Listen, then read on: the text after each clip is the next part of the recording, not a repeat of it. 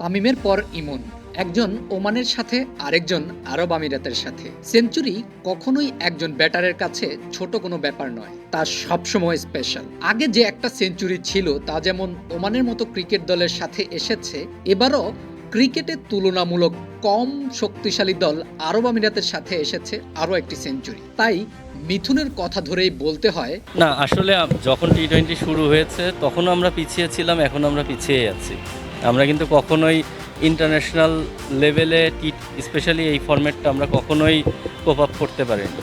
ব্যক্তিগত পারফরমেন্স হচ্ছে, বাট আপনি টিম ওয়াইজ যদি চিন্তা করেন এখনও বাংলাদেশ টিম এত বছর খেলার পরে যেই জায়গায় থাকার কথা ছিল আমরা কিন্তু সেই জায়গায় নাই। আগেই বলেছিলাম পারফর্ম না করলে শান্ত বাদ পড়তে পারেন দল থেকে, কিন্তু আরব আমিরাতের সাথে প্রথম ম্যাচেই বাদ পড়বেন তা কি কেউ ভাবতে পেরেছিলেন? এক ইন্টারভিউতে মন খারাপ করে সৌম্য বলেছিলেন সিনিয়ররা জায়গা ধরে রাখায় এত বছর পরও তারা সিনিয়র হতে পারেননি। এখন সৌম্য দলের সিনিয়র খেলোয়াড়, তবে বসেছিলেন সাইড বেঞ্চে।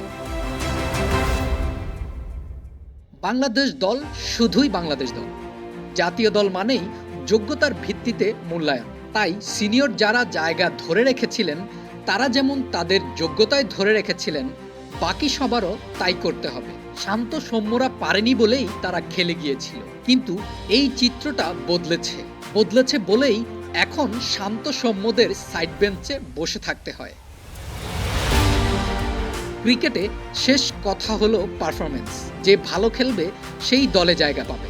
তাই শান্ত সৌম্য লিটনরা যে চ্যালেঞ্জটা জানাতে পারেনি তামিম সাকিব মাশরাফিদের, সেই চ্যালেঞ্জটাই ইমন তানজিদ শরীফুলরা জানিয়ে দিল লিটন শান্তদের। কদিন আগেই যে অধিনায়ক শান্ত ছিল সে এখন দলের বাইরে, আর লিটন সৌম্য নয়, ওপেনিংয়ে ইমন পারভেজ ঠিক চ্যালেঞ্জটা নিয়ে জানিয়ে দিল আমরা প্রস্তুত।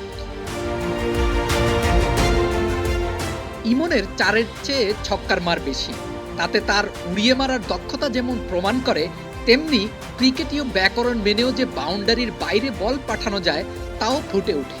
ইমন তার পুরো ইনিংসে একবার ক্রস ব্যাটে খেলতে গিয়েই আউট হয়েছেন, আর শামীম এসেই এই ভুল করে ফিরে গিয়েছিলেন।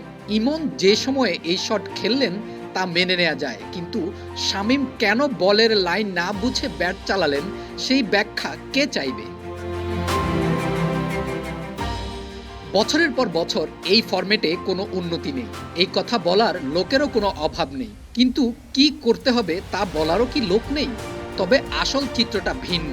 কি করতে হবে তা বলতেই বিসিবির কাড়ি কাড়ি টাকার বস্তা চলে যায় বিদেশিদের হাতে। আমাদের খেলোয়াড়রা শেখেন খুব সামান্যই, যেন শিখতে তাদের ভয়, যা দূর করাও একটা ভয়। এই ভয় যদি মনের মধ্যে থেকেই যায় তাহলে টি-20-র ভয় ডরহীন ক্রিকেটটা খেলবে কিভাবে?